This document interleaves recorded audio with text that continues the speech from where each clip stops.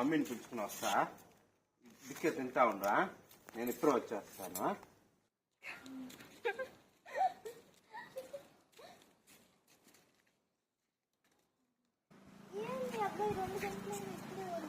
వెళ్ళి పడుకోండి.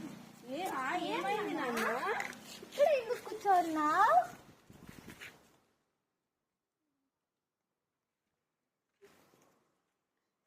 ఈ అబ్బాయి మాకు వద్దు, ఎవరైనా పెంచుకోండి ప్లీజ్.